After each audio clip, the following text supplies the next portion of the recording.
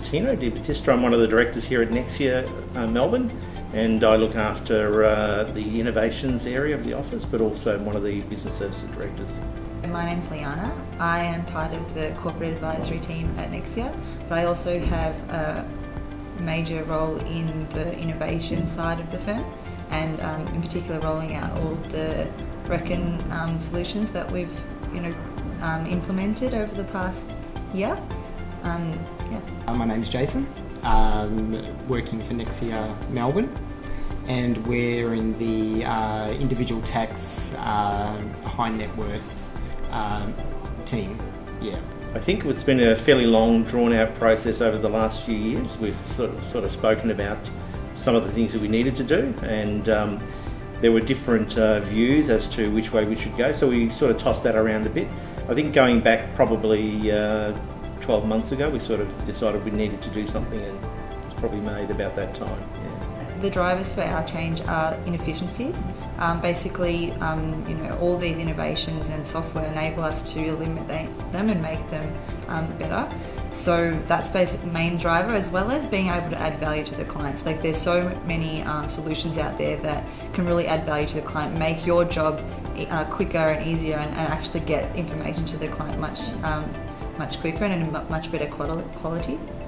There were definitely inefficiencies in the old software. I would call them the old and the new one. In the old software, the linking between various software that we use wasn't that good, which was leading to inefficiencies, I guess. And I guess the other thing was just taking advantage of the different or the further functionality that other software really had that we weren't using. Yeah, so I guess taking advantage of the leaps ahead in functionality. The main thing really that we've found is time. Just actually having time and setting some time aside to actually get those things done and actually get to people and explain the reasons why we're doing certain things. And also just actually dealing with people's resistance to change. But luckily we've had all the directors on board when we made the decision, and that was important. We actually sat around, had our strategic planning, and finally made a decision to have, whichever way we went, that it would be 100% all in and back the direction that we were going. So that's really helped. And obviously one of the expected benefits was just the increased functionality. It can do, the software can do more things, basically, which was kind of expected. One of the unexpected things I found was, which I wasn't aware of, was because it links quite closely to our central client database, that got updated, so a lot of the addresses and all of that, which get picked from there and put into the tax return, phone numbers, names, all of that kind of stuff was unexpected bonus, because we had to clean that up as well, which was one of those kind of nasty things that you don't really want to do, but it forced us to do that. So that was a bonus. Yeah. I think that's always an ongoing issue. I think it's something that has to come from the top down. So I think how we addressed it was getting the key people on board, so getting the directors to push the message down through to those people that were going to be able to actually get the project through, and allowing staff to dedicate time to these projects. It always is going to happen. Client work kind of pushes out deadlines and that type of thing, but it's about managing those deadlines and thinking about what are the most important things and what are the must-dos to get it out, and then what you can do later and continue developing on. I think that's something that it's always a challenge. It's never going to be a smooth ride with balancing that type of thing. But I think it was helpful that we had myself and Tino really pushing it with all the teams as well.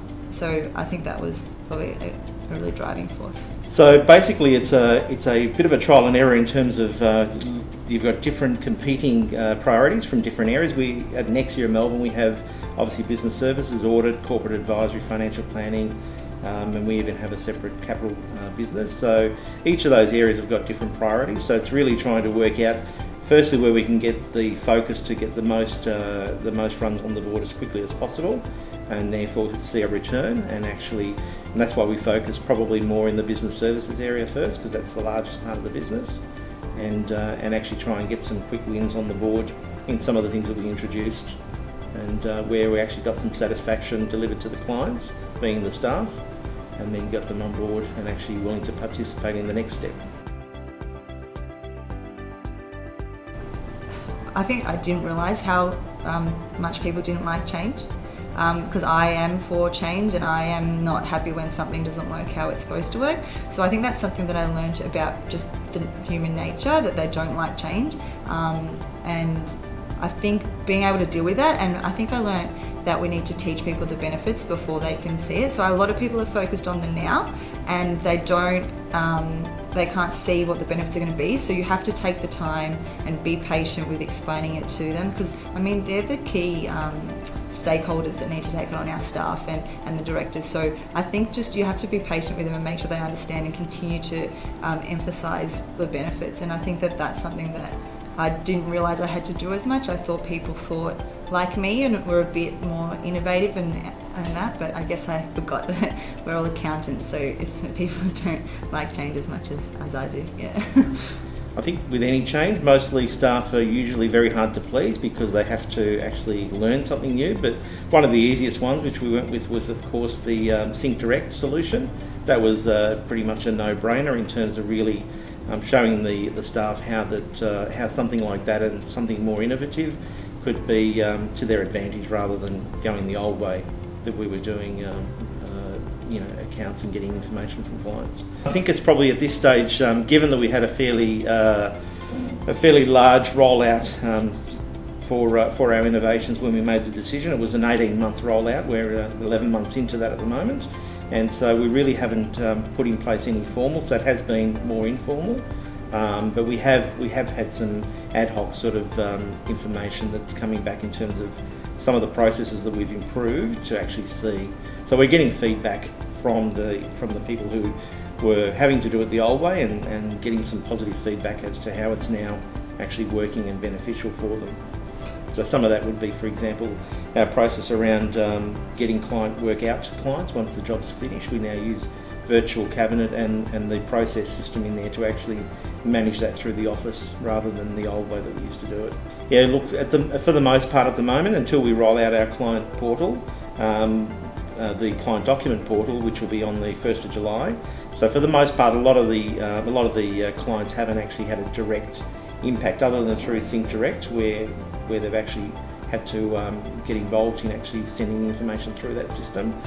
So they've been very positive, but I've spoken to clients along the way and got some feedback in terms of, for example, how they would feel about going to a client portal where they'd be electronically signing documents and so on. And even the older clients around the 80s are very happy to see that, because they understand the security issues around the current way that we do things with emails and even paper. So, and a lot of them, more and more people are wanting to reduce paper as much as possible.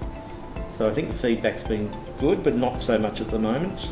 For the most part, our clients really at the moment have been internal, and then we're pushing out in July to clients.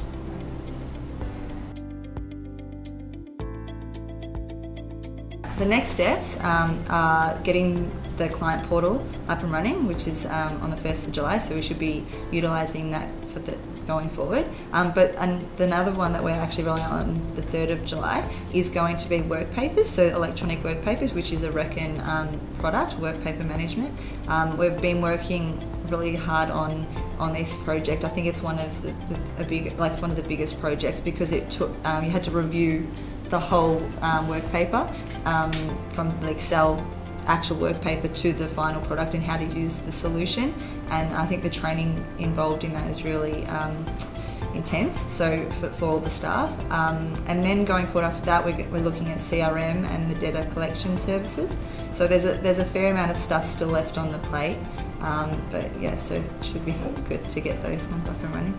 I think change is always a challenge, so what I would recommend is that you need to make sure that, and it's very hard as the size of the firm is larger, as it gets, the number of directors, but you need to have almost every director on board before you launch off into something like this, because it does end up impacting on a lot of areas, including productivity and deliverables that maybe are impacted. So everyone needs to understand what the journey is and where we're looking to get to.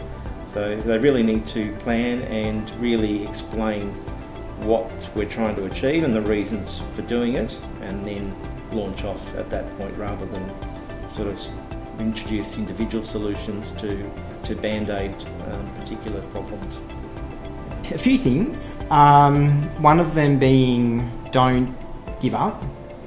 Personally, and I guess as a member of that kind of team, because it would have been really easy to just use the old software. It worked, but I think one of the things we learned was don't give up. There's going to be hurdles and barriers and that sort of thing, but just work around them, because the end benefits outweighed that. The other thing is you need to give it time. We're in the business of charging our time, I guess, and what portion of the time spent goes to training as opposed to charging the client when the schedule's not working the way that you want it to, and that sort of thing. The other thing is making sure you've got the right people in that pilot group. That's really, really important. I think that they need to be at the right level where people aren't kind of not scared. That's not the word I'm looking for, but approachable. Have good use of the actual software, and also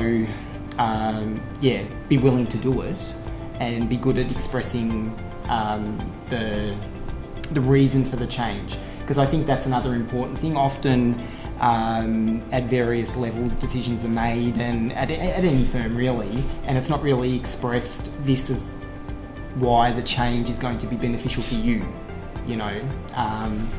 and I think that was something that was a key takeaway, is that we did that, and it meant the whole team was more willing to take it on board.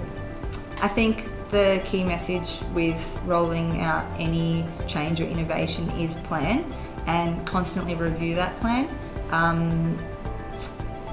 I think another really good tip is have an issues list that's accessible to the whole team, and you make sure you're resolving all those issues. If it's to be with Reckon, if it's to do with internally a to-do list, it's just something that I think when you're rolling out these huge projects can get really out of hand, with how many little things and can go wrong and you need to address. So I think that they're the two things that I would say are the most important. Yeah.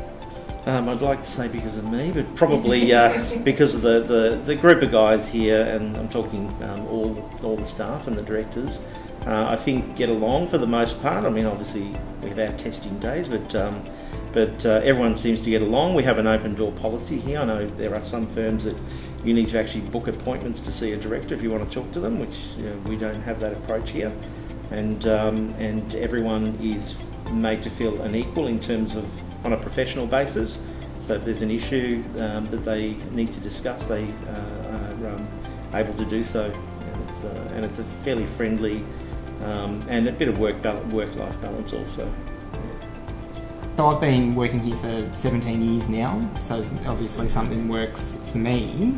I think it's a great group of people to work with, right from the bottom to the top, basically. And using those words, as I was saying, and probably there is no bottom and top.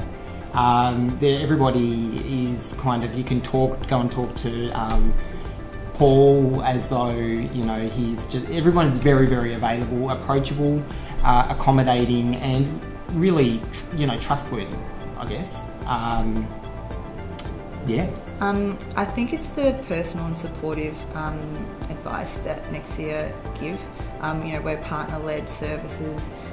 We really make that connection with the client. You know who you're talking to, they know who they can call. Yeah, I think it's also about the opportunities that they give their staff as well.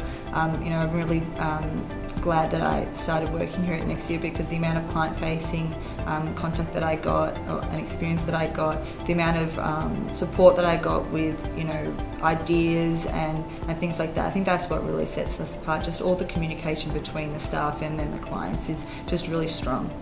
I think we are innovative in our outlook. We've been around Nexia Melbourne in its various guises over the years, and we've had a number of name changes and mergers and divestments and so on. But we've been around since 1896. So I think what sets us apart is that we are innovative, and that's enabled us to continue to move on ahead and change with the times and still remain relevant. And we are a client-focused organisation.